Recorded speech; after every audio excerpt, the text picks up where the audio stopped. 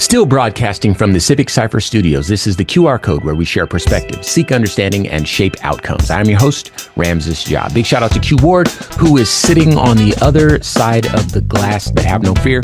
We have the one and only John Hope Bryant as our guest. For those that don't know, John Hope Bryant is an American entrepreneur and sought-after thought and philanthropic leader who's referred to as the conscious of capitalism by leading Fortune 100 CEOs.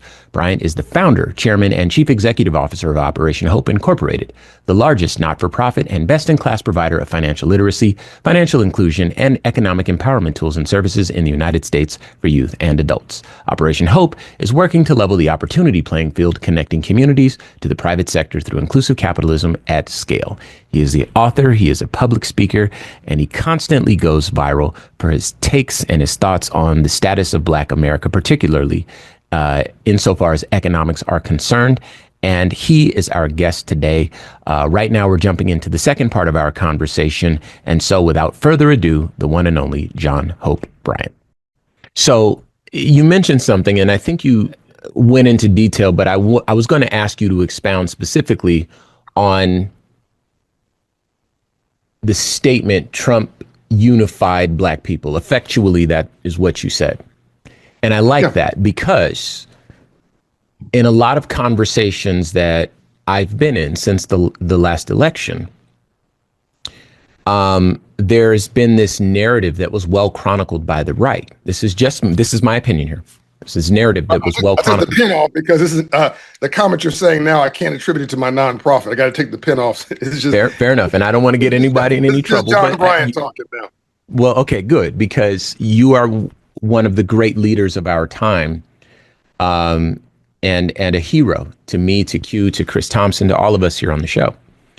So I think that this question, to get your thoughts on it, would be fantastic. I'm sure our listeners would agree. So again, one of the conversations that we've had time and again is that, Black people need to get on the same page, right? And this last election saw Black men voting for Trump in higher numbers, blah, blah, blah, X, Y, and Z. And when we saw the exit polls, and I spoke with a gentleman by the name of Dr. Christopher Towler, he runs the Black Voter Project out of California, the UC system out there.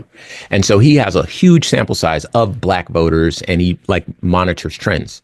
And he said that, Black men don't really vote any more or less Republican than they historically had in this last election. In other words, there was a slight uptick in one breakout group of Black men, but outside of that, this is kind of the numbers are consistent with voting patterns of Black folks. And then women famously, 92, 93%, I forget the exact number, voted for Kamala Harris. 83% of Black men voted for Kamala Harris. And so that is about as unified as Black people could be. That's about as unified as one would expect. Those are great numbers. That's everybody on the same page. Now, you're not going to get everybody to agree on anything, and you're talking millions of people, but those are numbers that I thought were fantastic in terms of countering the narrative that there is no such thing as Black unity and we need Black unity in order to accomplish things. And you made a point that Trump unified Black people. And again, you went into detail, but I want you to kind of expound on what you meant, because maybe what you meant was different from what I've learned, or maybe it's the same thing, but either way, coming from you and having your level of insight, I think it helps us to take back the narrative and establish something that's a little bit more factual and that might actually help us in what it is we need to do. Yeah. So I love math because it doesn't have an opinion. There we go. Okay. And I love that you love data. Yes, sir. The president didn't win as much as the Democratic Party lost. There you go. Okay. I'm with you. So I don't want to waste time live on your show to go fact check numbers of my own, but there were millions of people, I think it's fair to say millions of people who voted in the election of 2020 that didn't vote in the election of 2024. Absolutely. So there was a third candidate. My brother Charlemagne and I talk about this all the time.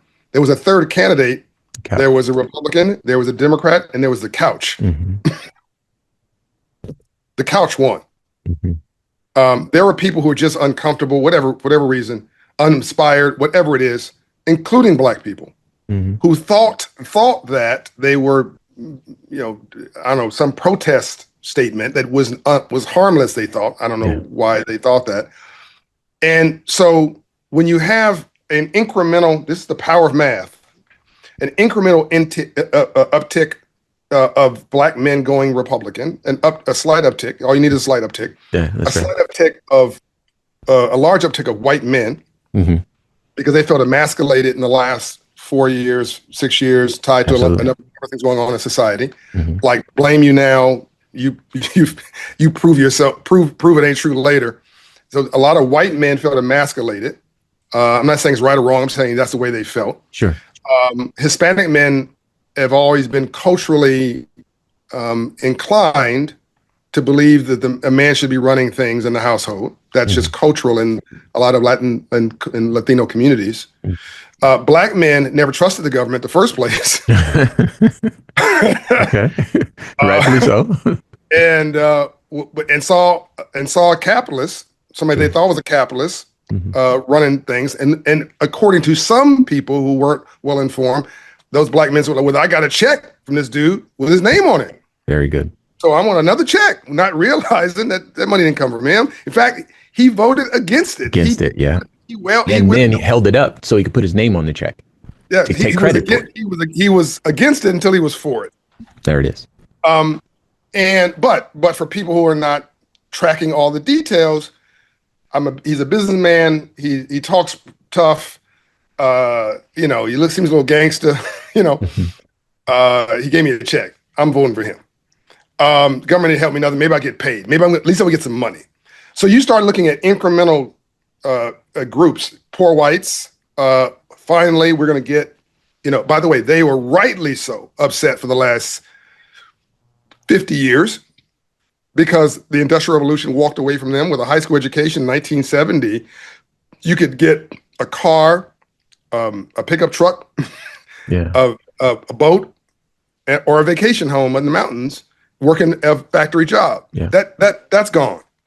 And this president promised them a renewal of that. That's why you're seeing tariff strategy. That's why you're seeing let's bring stuff back home. These are all code. That's why there's a desire to degrade urban centers prominence, attack a California, attack a Los Angeles, attack a New York, attack, not yet, but I'm sure Atlanta's coming, right? Sure. And emphasize rural communities with infrastructure, plants, whatever. And by the way, I want everybody to grow. So I'm just answering your question. Yeah, no. I'm not advocating before. So when you have incremental pickups and you have wealthy people who wanted a tax break and deregulation, I wanted the deregulation, not the tax break. I think taxes have a meaningful purpose in society. I like my roads. I like my streets. I like my street lights. I like police who actually police and protect me. Those cost things that cost money. We got to pay for it. But these different groups were activated where another group was deactivated. And I think the Democratic Party did a really crappy job of marketing itself because half of this success is marketing. Half of all success in life. And look, Steve Jobs wasn't the founder of Apple. He's the co-founder of Apple. The other co-founder is a guy named Wozniak, who's still alive today, who is a brilliant engineer, but nobody knows him because he's a really crappy marketer. Steve Jobs was an okay engineer, but a brilliant marketer, brilliant designer. Marketing is really important. This president's a very, very, very good marketer. Oh, yeah. And former President Biden was not a great speaker at all. Horrible, actually, with all due respect. They have all this substance. You had $8 trillion. By the way, this should be studied for 50 years. Never in the history of the world has there been a stimulus for a government with a T on it, Ramses. Wow. Never. One T, just 1 trillion. It's never happened. This was 9 trillion, depending on how you look at the numbers. Infrastructure bill, CHIPS Act, all this stuff. And you guys can't win. You guys can't because they reject capitalism because we're socialists. Come on now, knock this off. We're in America. Even if you want to distribute money like a socialist, you have to collect it like a capitalist. Sure. Yeah. For some reason, the Democratic Party did not want to embrace reality with regard to its marketing. And I think that they had done a Bill Clinton, and I tried to encourage them. They had positioned themselves like President Bill Clinton, who had high GDP, low unemployment, low deficit decreasing, economic growth, low unemployment, high, of course, employment, laddering up, and even took care of the wealthy too. I mean, everybody won under the Bill Clinton presidency. And if they had positioned themselves like that, with a Republican head and a Democratic heart, because this country is center slightly right. It's not center left. It's center slightly right, meaning capitalist. So we need Black capitalists matter, not just Black lives matter, right? Sure. We need an ownership agenda. I know I'm getting ahead of our conversation here a little bit, but baked in your question is really this country. This is not a country. She's an idea, and we can make her whatever we want. And we were so busy. The Democratic Party. I'm an independent. The Democratic Party was so busy demonizing and you're a bad person. That was his brand. His brand was. All you're doing is. Yeah, that's his brand. Bully. His brand was the bad guy, the bad boy billionaire turned small man talking. I mean, not underdog fighting the big dog. Outgunned, outmaneuvered, outstrategized, but still coming to protect the little guy. And he's barking loud, and he talks tough, and he's not conventional. He's not. That's, by the way, that was Obama. Obama was brought in as an outsider with hope. You might argue this is an outsider pushing fear. So look, I give the guy credit. His strategy, his ability to understand how to push the buttons of the country to get them to do whatever was quite smart. I mean, you got to give credit. It was a clear win, and that was a clear loss. And hopefully and I still don't see the Democratic Party yet coming to this realization. And if they keep doubling, even the people who I see now, and I don't want to name names, who are talking about socialism and talking about all this stuff, they're walking around with a Chanel bag at the rally talking about socialism. They got a Chanel bag. They got on designer clothes. They got out of the car that they're paying a car note on. They go back to the nice townhouse they're leasing or own. They have a mortgage. They got a salary. They're not giving their salary to the people. They're not living in a tent. Socialism's a serious deal. I mean, and communism is even worse. By the way, the countries who actually picked up communism said, "The heck with that," adopted capitalism. That's China and Russia. Communist countries with a capitalist model. Yeah. And the socialist countries, all that is a taxing philosophy, by the way. The Nordic countries, which are the model for socialism, they're capitalists. Sweden has, they're capitalists. They're capitalists with strong socialist programs. Yeah. With a heavy taxing system. And for some people say, well, let's go do that. Okay, well, why don't you look at that? Yes, there's nobody at the bottom, nobody dirt poor. That's a good thing. There's nobody at the top who looks like you either. I'd rather have a system where I can go from the bottom to the top if I have all that it takes. And by the way, I have done exactly that, and I'm not in any way done. And you and I do this interview in 3 or 4 months.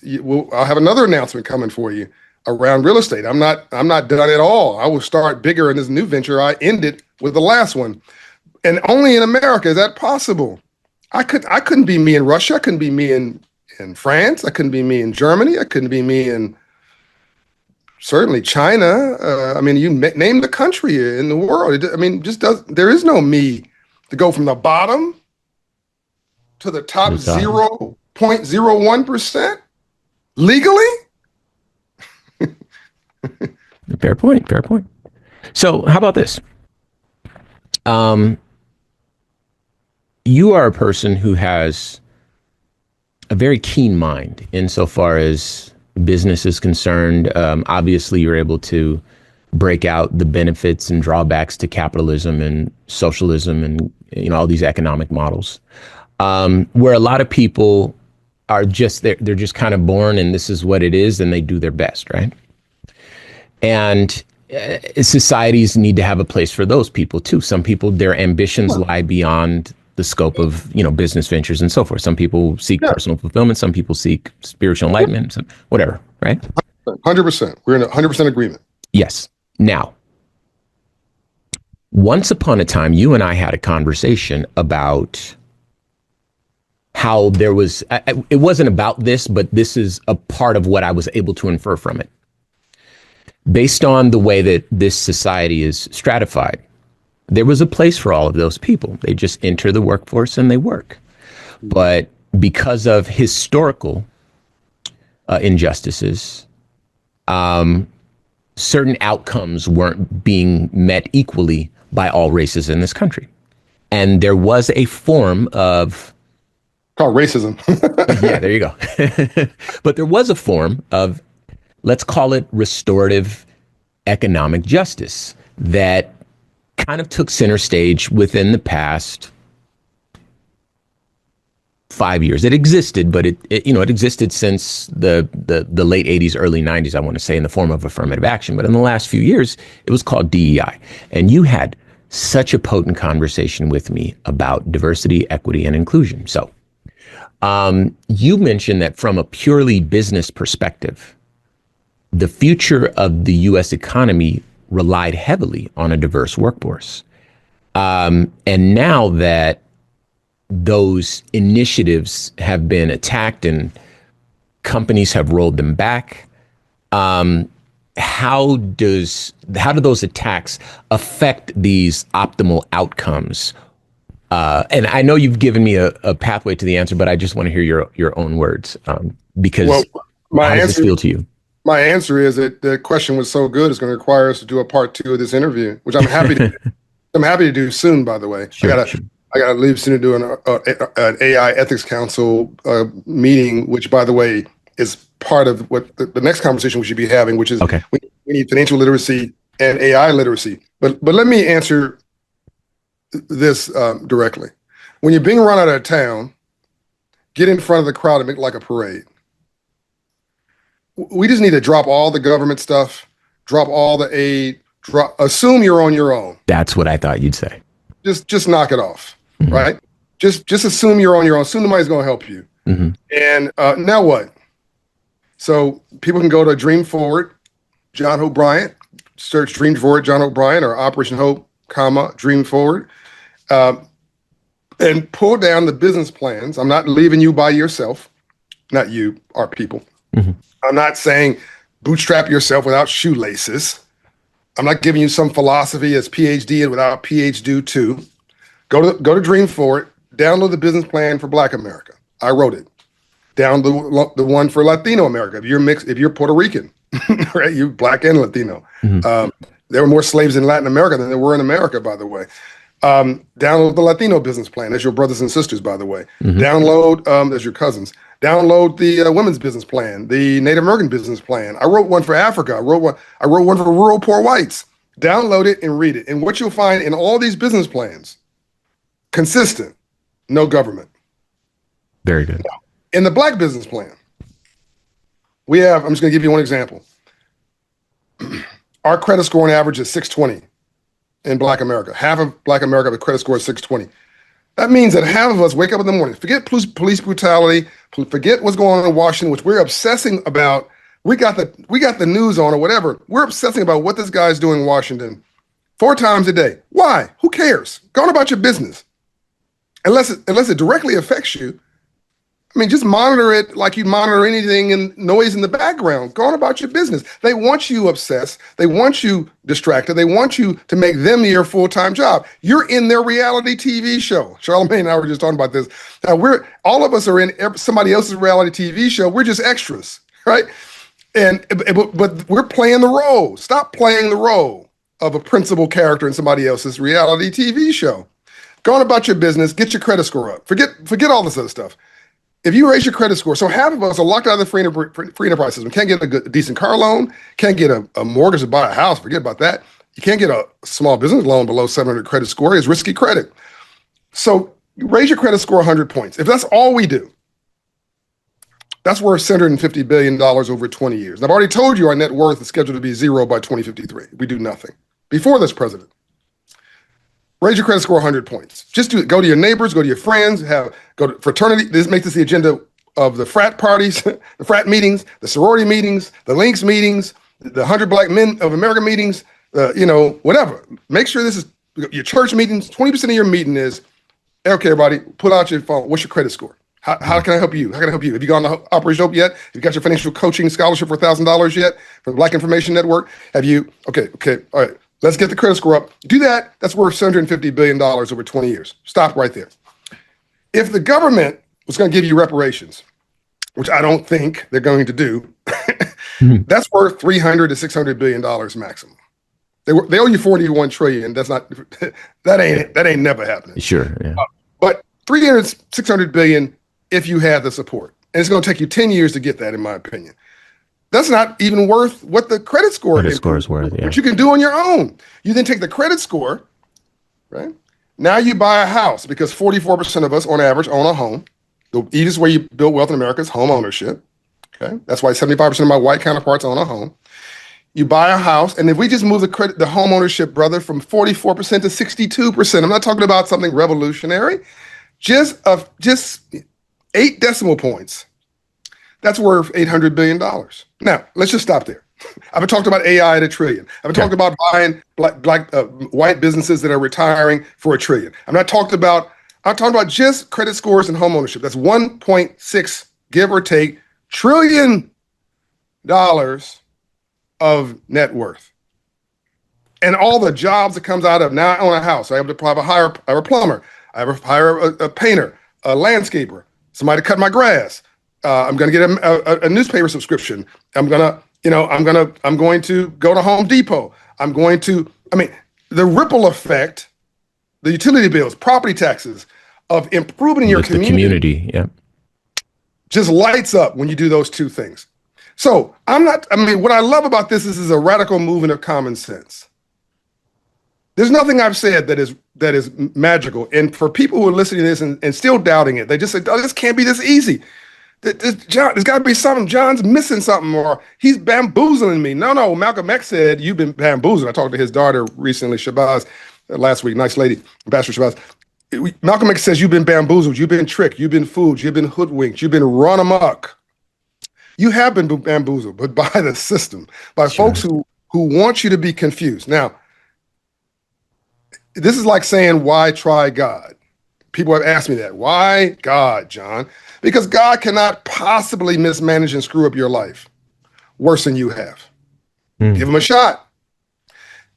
People say, why should I try capitalism? Because it cannot possibly mismanage and screw up your life worse than whatever else you've been doing, relying on the government, relying on social services, relying on Pookie and them. I don't know, praying. God helps those that help themselves. The Bible says in Proverbs, to be poor is not to not have anything. To be poor is not to not do anything. And lazy hands make a man poor. So you better get busy. God helps those that help themselves. He gave you all the tools. Capitalism and free enterprise has literally set everybody else free, brother. Everybody who's tried it. Here's the 3 groups in America, just to prove that ultimately this is not racial. 3 groups in America who've not tried capitalism, free enterprise, financial literacy, the 5 pillars of success. I put in my book, Financial Literacy for All, and my last, and Up From Nothing. And I talk about it endlessly in my Money and Wealth podcast. As much education you shove down your throat, civil rights issue, financial literacy, family structure and resiliency, self-esteem and confidence. You've got both, by the way, self-esteem and confidence. You can see it in your eyes. That's why I like it. Role models and environment. If you have 3, 4, 5 of those things, you'll kill it. The 3 groups that don't have 3 of those things, poor whites. So if it's racial, all whites would be poor. All whites would be rich. It was just racial. Poor whites, Native American Indians, highest alcohol. So the number 1 group dying in America are high school educated white men. Dropping dead from opioid addiction. Yeah. Dropping. That was I didn't mean to sound derogatory. Number 2, Native American Indians, highest alcoholism rate in America, that's depression, lost ambition, same as poor whites, and African Americans, which is the lowest, we are at the bottom of every category. We were enslaved in American soil. Not African Africans, not African Caribbeans, not African Latinos, just African Americans. Now, I challenge anybody watching or listening to your podcast to push back on what I just said. And if they can't push back on it, then let's try what I'm trying. Capitalism and democracy are horrible systems except for every other system. I see what you're saying, and that's a conversation that I've ended up having myself, because I have to be critical of capitalism because of the flaws disproportionately affect, my people, our people. But when you compare it to other systems, it's hard to make an argument that they are much better. And as far as I've gotten, and you can let me know what you think about this, but as far as I've gotten is the Nordic countries, where they have a capitalistic economic model with robust socialist programs. And, I do believe in restorative economic justice, but to your point, that's not happening here. But what power can we have? And I love this from you. What power can we have? What power do we still have? We have the power of our dollars. We have the power to change our immediate reality. And this is something that Q and I, we talk about on the show quite a bit. We can boycott this company and spend over there. That matters. And that, if nothing else, it makes us feel like we have a modicum of control over our lives. And, to your point, what can we do? One of the questions I ask you can't boycott yourself into freedom, by the way. Every boycott has to have a strategy on the end of it. But as much, we've gone over because I love talking to you. And I promise you, if you have me back, I'll come back and finish part 2 of this.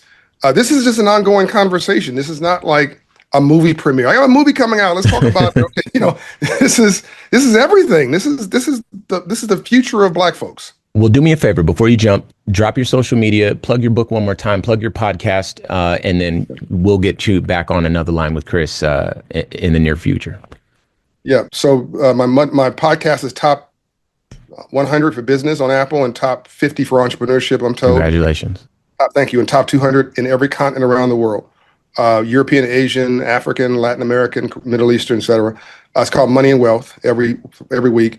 Number 2 tool is my Financial Literacy for All book, which is number 1 in business and economics for 15 months plus on Amazon. You can also get it at Walmart. You can get it at Black bookstores. And then Operation Hope is my plumbing for economic plumbing for Black and brown and underserved America.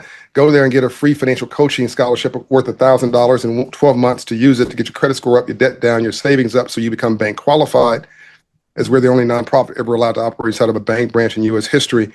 And, follow me at John Hope Bryant everywhere. We have 800 million video views in the last 2 years, and something goes viral every week, it appears. I'm just talking. And at Operation Hope. And follow this brother. This is a bad brother here. And I'm happy to come back whenever you'll have me. I got your number. I'll shoot you a text, or I'll have Chris reach out. I thank you. I appreciate your time. My listeners appreciate you. You keep changing the world and save a moment for us. We'll finish this conversation later. All right? Soon. Let's do it soon. Yes, sir. Once again, today's guest, American entrepreneur, thought, and philanthropic leader, founder and CEO of Operation Hope, and the author of the book, Financial Literacy for All, the easy-to-read first step toward a fulfilling financial future, Mr. John Hope Bryant. Today's show was produced by Chris Thompson. Have some thoughts you'd like to share? Use the red microphone talkback feature on the iHeartRadio app. While you're there, be sure to hit subscribe and download all of our episodes. I'm your host, Ramses Ja, on all social media. And join us tomorrow as we share our news with our voice from our perspective right here on the QR code.